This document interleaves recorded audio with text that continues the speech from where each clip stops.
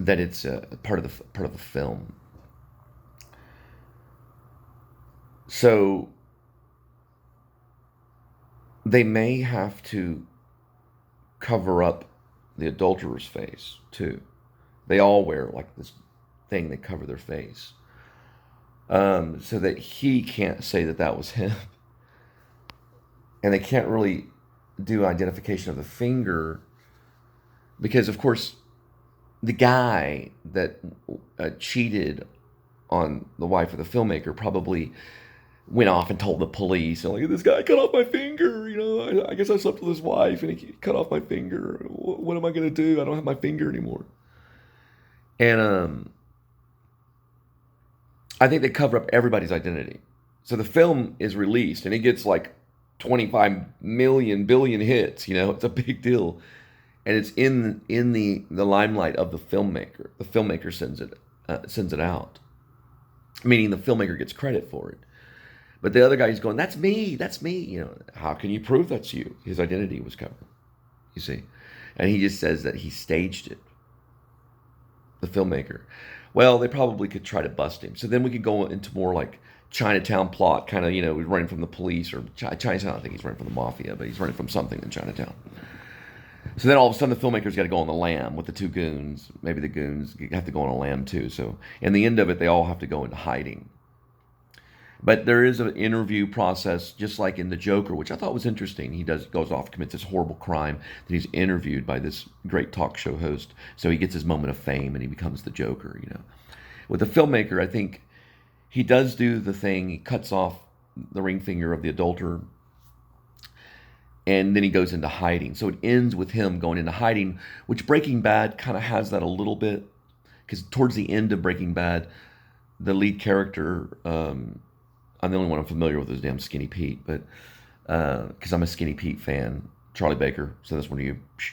Uh, I think in Breaking Bad, he goes the protagonist or the lead character. It's not Jesse, but the one played by Bryan Cranston. I remember the actor's name more than the character sometimes, but Bryan Cranston's character is put up in like a cabin kind of thing. So I think the filmmaker, which that character is named going to be Cole, his character will be called Cole, will be put up like in like a cabin.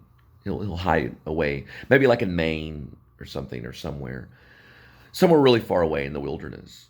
It'll end up with him doing post or something, from like a prepaid smartphone or something, where he can't be caught. But it's cool. It's a cool film because it's got revenge in it. It's got some horror in it. It's got some. There's probably not really any nudity, but maybe it has something about. I don't really like nudity, but uh, grotesque aspects of it. Violence, I guess you could say, has some violence. The removal of the finger. Now that I will work on. I'll get some special effects artists where it'll look like that scene will have to be important, just like the reservoir dog scene with the ear, being removed. This would be the finger. So it's violent in a way, grotesque. But that's just one scene. Okay, one scene, which I think it has to be there. Then of course you see the filmmaker making the crazy fight films with the public and stuff, and we could probably really kind of do that guerrilla warfare kind of thing. Just show up and, hey, fuck you, motherfucker, fuck you, and have like another filmmaker around or another cinematographer around to get some of it on footage and stuff like that. Anyway, it's a new film. Probably not going to start really bedding down and working on it until next year because I'm in the process of pre-production of another film right now. Those things happen though. Woody Allen, I think, would do that. He would be working on one film, then writing another film, and he'd be directing a film and then writing another film at the same time. And those things happen because of the creativity level of making a film. So what I'll probably do is get all the note cards. In the next few weeks, I'll start putting down the note cards, get 70. 70 is what I need. So it'll be 70 ideas of the filmmaker that I'll get down, and then eventually from those note cards, I'll start writing the script. Now, I didn't do this with Grace. So I have the note cards ready for Grace.